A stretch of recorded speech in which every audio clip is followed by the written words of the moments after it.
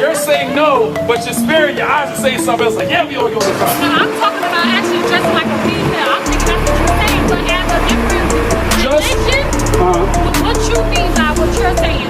Religion? Whether a man has on a dress or a skirt, whether for homosexuality or his religion, it's still the same sin. That's how correct God is.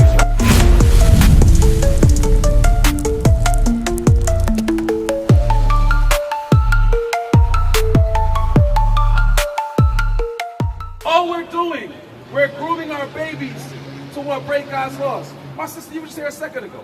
This your family? Yeah. Real quick. That's your daughter. Tell her, come here real quick. I'm going to show you a little bit of God wisdom that's going to change it from the path she's going down. Give me that in Jeremiah. As is the mother, so is the daughter. Hey, beautiful sisters, come in real quick. This is a mom. I'm going to show y'all something. We're bringing out, this is the Bible reading, the King James 1611. The same Bibles y'all got, right? The difference is God says a man of God must read his words to provide solutions to the problem we all face. Right? Here is a true saying. Read that. The book of Ezekiel, the 16th and verse 44. Behold, everyone that uses this proverb shall use this proverb against it, saying, as is the mother. The proverb is, as is the mother, so is her daughter. Meaning what? The same thing the product of mom is what the daughter is going to become. Right. Do y'all believe in that saying? Yeah, they say the sins of the father belong to his son. Right. So what God is saying, for example, are you mother? You're wait, this is the daughter? Oh, that's your daughter. So who is she to you? Sister. Oh, sisters. And who is she to you? All sisters, right? So now, did you guys have a father? Was your mom married, or is she married? We have a father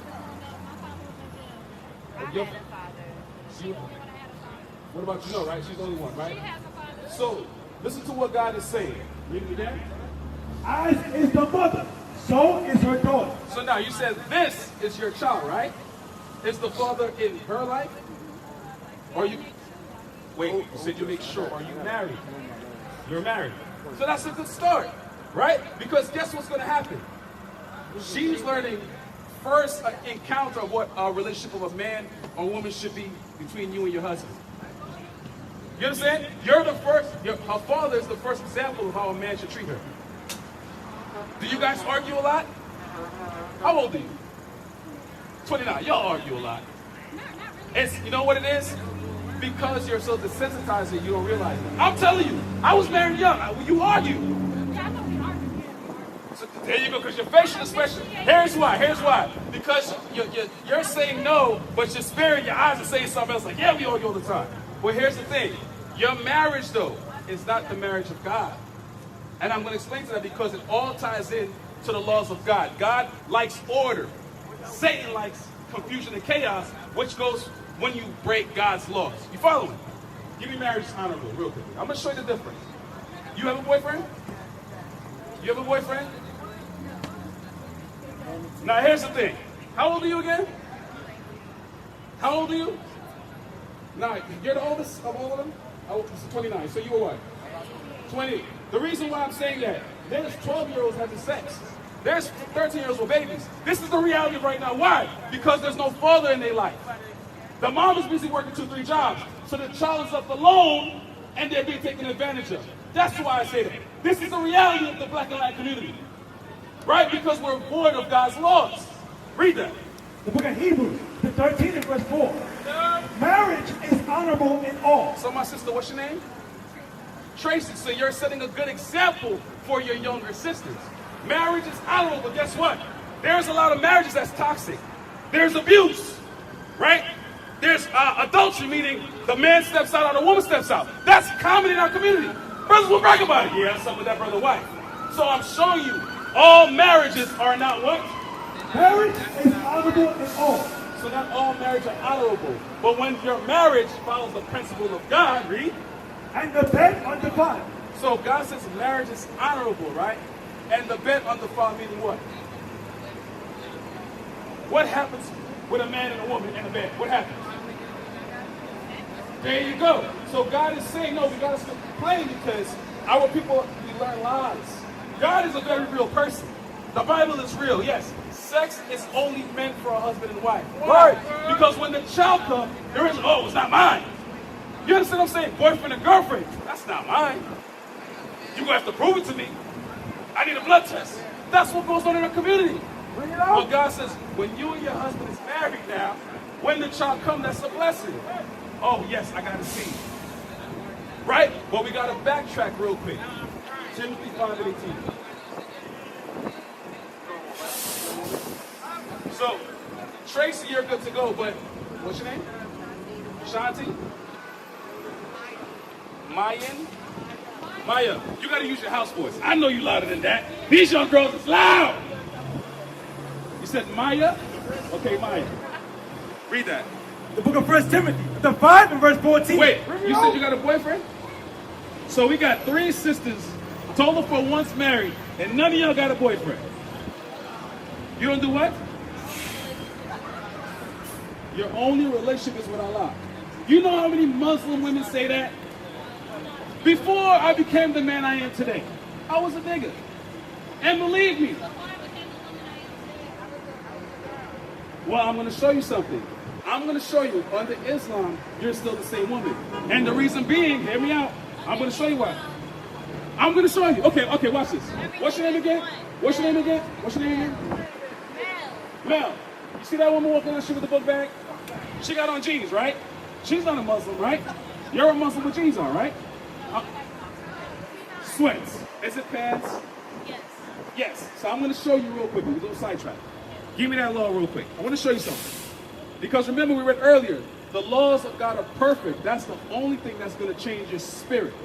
That's what converts you. If I'm a thief and God's law says thou shalt not steal, right? And I go get a job like the law says, I stop sinning. I'm one step towards perfection. You follow me? So our job is to learn all the laws of God and apply them. And in doing so, we become perfect. So I'm going to show you one basic law that's common now that a lot of women is going to be judged for. Read that. The book of Deuteronomy, the 22 and verse 5. The woman shall not wear that which pertaineth unto a man. So God says the woman shouldn't wear what belongs to a man, right? Read on. Neither shall a man put on a woman's garment. Neither shall a man wear women's clothing. What verse in the Bible doesn't say what belongs to a man? We gonna get that. Well, right here, just to pick your brain, because you said you follow Islam. You're a different woman now, right? So now let's read the last part of that again. Neither shall a man put on a woman's garment. So we're addressing women's clothing, right? If a man, if your husband, back to you, Tracy, you go home with your child, you open the door, he got on a dress and a skirt. Would you accept that? No. The Izar, Hold up. is basically a dress. No, hold up. Tracy, but you said no. No, I'm saying, no, the way you saying it now, King. No. And he wear that garment. I'm going to show you something. No, listen to what I'm saying. Your true answer was spiritual. We're talking about dressing and skirts. No, I'm talking about actually dressing like a female. I'm thinking that's what you're saying, but as a different Just- religion, what you mean by what you're saying, religion-wise, or like dressing I'm like going to women? show you the laws of God is very plain. I Let's mean, put it any plain. man wearing a dress or skirt, whether it's religion or for, hold on. I'm answering the question. Whether a man has on a dress or a skirt, whether for homosexuality or his religion, it's still the same sin. That's how the way God is. Follow me. So now, here's the beauty of what's happening. You said they call it a what? It's an Izar. Now check this out. Now, so what are women's garment? We said skirt, dress, right? That's women's garment, right? So if a man wear that, is he right or wrong? Exodus 28. No, I'm saying, God says, if a man wear a dress or a skirt, is it right? Is it wrong? Yes or no? God is good. That's wrong. Good. I'm going to address the confusion. I'm showing you because your confusion shows we have removed our mind from God. We've been corrupted. That's what it's showing. Now, read the top part of the verse. The Hold woman up, sis. We talking about the laws of God right now. Murder, hold up. Murder, thou shalt not murder. It's the same law universally. So we're talking about the laws of God right now. You follow me? Read that. The woman shall not wear that which pertaineth unto a So man. now God says women shouldn't be wearing men's clothing. Which is Which is pants. Say you got that. But where do you tell a woman? No.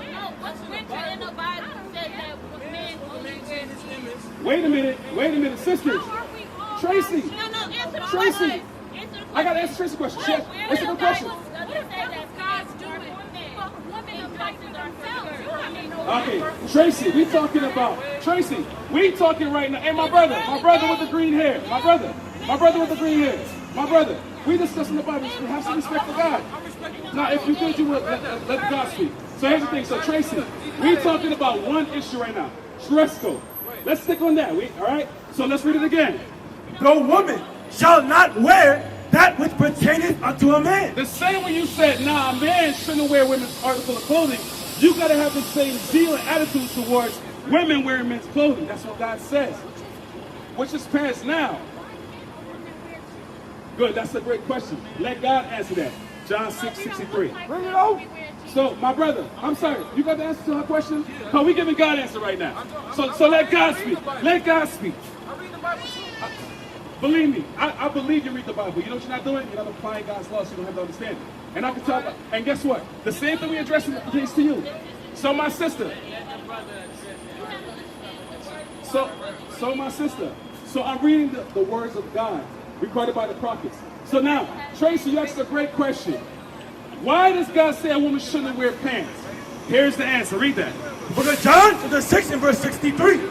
It is the spirit that quickeneth. God says it's your spirit that's really you, what's alive. Read on. The flesh profiteth nothing. Your flesh is a house for your spirit. Right? When people die, Tracy, when people die, their flesh breaks back down in the ground with their bones and they can't become stirred again. But your spirit goes back to God. Read. The words that I speak unto you. Tracy, here's the answer. The words, right? The laws of God that he commands us to follow, what are they? They are spirit. They are what? They are spirit. What does God mean his words are spirit? Read. And they are life. And they are life. Here is what he means. Hold that. Give me Romans 6:23. God's words, whether if you keep them or disobey them, it yields to life or death. It's spiritual. Read that. Book of Romans, chapter 6 and verse 23. For the wages of sin is death. God says now, because remember he says the words are spirit. They are life and then they're death when you don't keep them. So sisters, read it again. For the wages of sin is death. So sister, what is sin? Because God says sin, your payment for sinning is death. So what is the sin? What is sin? What is sin? God, read it again for us. For the wages of sin. Right, that's one form of sin because God says a woman should be dressed in modest dresses and skirt. Right. Men, pants were made for men. And God says they're spiritual. You wonder why most of the women are so manly now? Because with men's clothing that's spiritual, you take on a masculine spirit. Right. That's what God is trying to explain to y'all. Think about it. When a homosexual man wants to be feminine, what clothing he puts on? The woman's clothing because that's spiritual. So now you got a masculine man now that's all soft-spoken and delicate because he has a women's spirit by those dress codes. Right. That's what God is trying to show us that we forgot. You understand me, my sister?